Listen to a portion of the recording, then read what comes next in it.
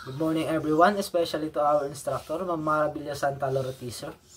And my topic is all about biopesticide application in nursery. Table of content. Introduction, advantage and disadvantage of biopesticide, history of Bacillus thuringiensis, and then common of beneficial insect nursery as biopesticide. Types of biopesticide. Meron po tayong microbial pesticide, plant incorporated protectants of PPJ, and then botanic biochemical pesticide. Introduction. Biopesticide is product used to control pest pathogen which is derived from natural materials like animals, plant, and microorganism and minerals. Biopesticide, bio means may buhay, and pesticide, ito nga po yung ginagamit natin pang-control sa tulad nga pang-control sa pest. Pang-control sa pest which is ito po yung tulad po sa pathogen like viruses, protozoa, and bacteria. Ito po yung may mga buhay, and then eco-friendly din po ito sa tao at halaman. And next po, the advantage and disadvantage of biopesticide. Can be cheaper than chemical pesticide when locally produced. Paggamit nga po ng biopesticide, bukod nga po ito sa eco-friendly, ang paggamit nga po ng biopesticide ay nakukuha lang natin po sa mga environment. Tulad nga po ng example ko po dito ay garlic. Ang garlic extract po ay which is bukod nga po nasa kusina lang po natin, kaya ayaw na ayaw po na pest sa garlic, which is yung amoy po niya. Di ba po pag nagpo tayo nagagayat sa kusina or sa kusina, pansin po natin na doon sa kamay po natin na pinagayatan po natin, andun pa rin po yung amoy nung garlic, which is doble po dun sa pest na makakaamoy dun. Ang pangalawa naman po ng disadvantage advantage of biopesticide is more effective than chemical pesticide in nursery. Mas maraming epekto po ito sa ang biopesticide, which is kita naman po natin dun sa picture, dun po sa left side, yun po yung mga na-produce sa crops na ginamitan po natin ng chemical pesticide, which is naman po sa right side, ito po yung ginamitan natin ng biochemical, which is ang magiging mas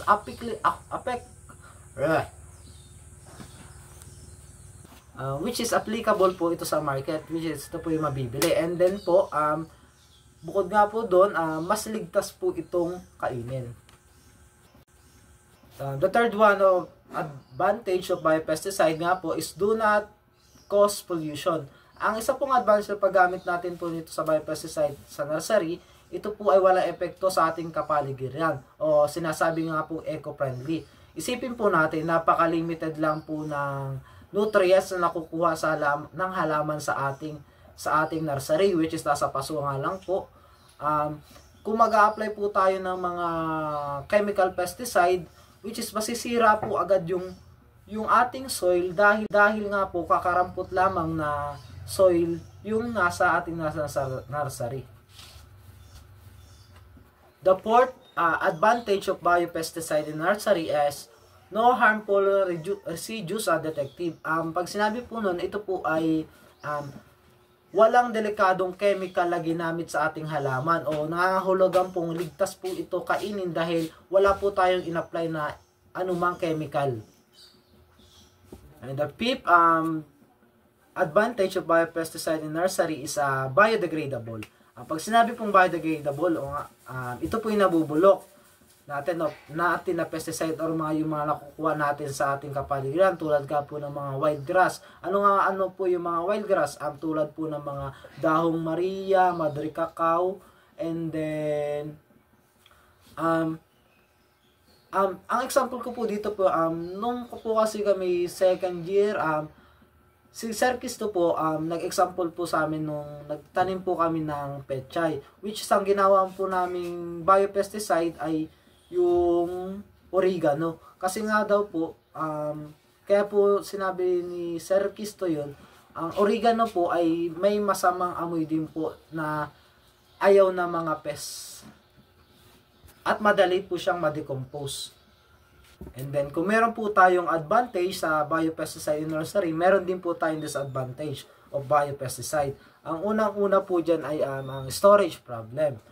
Pag sinabi po natin storage problem, ari po yung paglalagyan po natin ng ginagawang pesticide. Tulad nga po na ang bacteria, fungi, o viruses, ay ito po ay pakasensitibo sila sa init or sa liwanag. At mas kadalasang nilalagay po ito sa mga storage room like po sa mga rep. Pero hindi naman po kataasan ng mga temperature, baka mamatay din po. The second one, disadvantage of biopesticide, highly specific. Ang biopesticide ay may specific na target lamang. Tulad nga po ng uod or tinatawag natin na corn borer, which is yung mga another insect na hindi nito napapatay kung gagamitan natin ng chemical pesticide, ay isang ina-apply natin na pwede tayong mamatay sa pest. Pwedeng mapatay natin yung pest pala. The third one of disadvantage of biopesticide is difficulty of culturing in a large quantities. Tulad nga po ng bacteria, fungi, o viruses na ginagamitan ng biopesticide ay hindi madaling ma-mass produce o paramihin at mabagal lang silang dumami kumpara sa mga chemical pesticide. Madaling gawin sa mga factory. Yun nga po sa paggawa nga po nung mga chemical pesticide, which are ginagamitan po natin ng mga chemical. The fourth disadvantage of biopesticide is the uptime application. Dapat may oras at panahon tayo ng paglalagyan ng biopesticide. Hindi yung pag nakakita lang tayo ng mga insects sa dahon ay mag-i-spray agad tayo para mamatay. Hindi dapat. May time application tayo na mas epektibo kung gagawin natin sa maaga or hapon. Para hindi rin ma-stress yung ating mga halaman. And the last one of disadvantage of biopesticide in the nursery ay need additional control measures. Yun nga po, kung di sapat ang biopesticide para makontrol ang ating pest, kailangan nating mag-isip tayo ng mga iba pang paraan para masolusyonan ang problema. Kailangan natin or samahan natin ng iba pang pang-control sa pest methods. Manual removal o yung pag-picking o yung pagkuha natin isa-isa dun sa pest, and then paggamit ng mga insect traps. Like example ko po din ay yung nasa 1.5 po na bottles, which is nakakita po ako sa Google. Hinahati lang po nila yun, and then pagkahati itataob nila sabay do sa pinakanloob no 1.5, meron po siyang, hindi ko alam na likido or parang oil. Pag po pumasok po yung mga pest doon, syempre po, pag bumagsak doon sa 1.5, hindi na po siya makakatakas dahil po may oil doon po sa loob nun. Next naman po is history of Bacillus thuringiensis. BT was discovered in 1911 by the Japanese biologist Shigetani Hishiwatarias, a cause of Soto disease that killing silkworm and name of Bacillus thuringiensis. Si Shigetani nga po ang nakadiscover ng Bacillus thuringiensis. But the father of siya po yung nag-continue po ng Bacillus thuringiensis. Kanina nga po, ang una pong nag-discover ng Bacillus thuringiensis ay si Shigetani.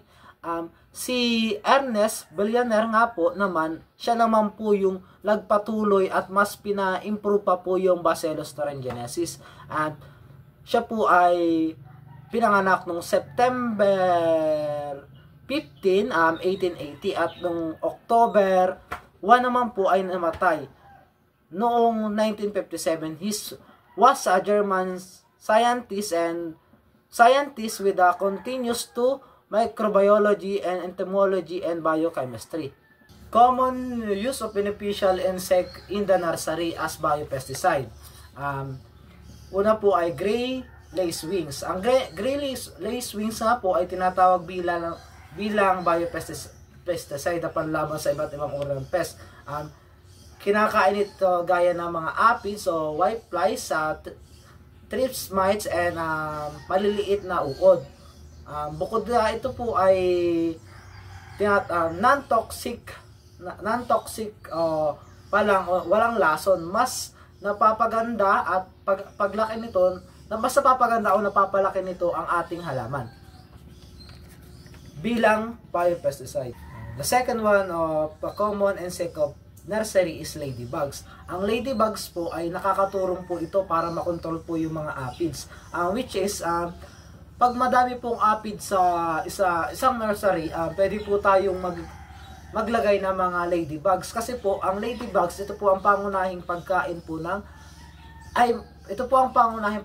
ng ladybugs, ang mga aphids.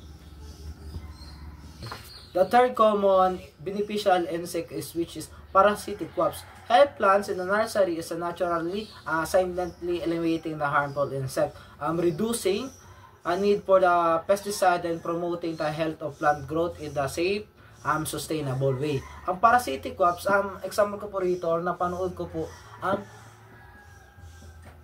ginagamit siya bilang biopesticide ay pag po sila'y nanganganak.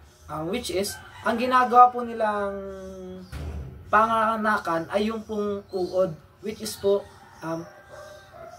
mayroon po ang parasitic wasp po kasi ay mayroon po siyang matulis dun po sa pinakang likod niya. And then, pag nangingitlog po sila, ang pinaglalagyan po ng itlog nila ay yung mismong uod po, or yung caterpillar, which is, tinutusok po nila yung kanilang nasa likod na matulis, and then, doon po nila nilalagay yung mga anak nila. And then pag malaki na yung anak ng parasitic wasps, doon na po siya lalabas at mamamatay na po yung caterpillar. The three types of biopesticide. First one, microbial pesticide, plant incorporated protectants, and biochemical pesticide. Ang microbial pesticide ay ito nga po yung mga living organism tulad ng protozoa, viruses. Ito po yung ginagamit natin para sa halaman natin para patayin natin yung mga insekto sa ating halaman. Halimbawa, may isang uri ng bakterya na tinatawag na Bacillus thuringiensis or mga tinatawag na BT. Ito yung ginagawa para patayin natin yung mga uod at uod o tinatawag natin na corn borer. Ang corn borer ay isa sa mga peste sa ating mga maisan. Kaya inimbento ang Bacillus thuringiensis para labanan yung corn borer, which is hanggang sa ngayon ito po yung ginagamit nating biopesticide sa ating crops kasi ito ay harmful sa tao, sa halaman at sa hayop. One is plant incorporated protectants. Ang ibig sabihin po nun ay GM or genetic modified. Pag sinabi po natin genetic modified, which is po ito po yung past resistance yung ating crops sa panahon o mas mapapaganda yung ani ng crops natin. The third one is biochemical pesticide. Pag sinabing biochemical pesticide, ito po yung mga nasa paligid lang natin, which is pwede po tayong kumuha ng mga wild grass tulad po ng madre cacao, dahon Maria, at pwede po natin siyang gawiting biopesticide sa ating halaman. Bukod po ito po ay dyan lang natin nakukuha, mura and affordable and effective sa ating halaman. Kasi ito po ay ito po ay harmful sa tao at hindi po nakakasira ng soil or sa hangin. As an agriculture student, you are not just studying, you are sowing the seeds in the future. By Thomas Jefferson.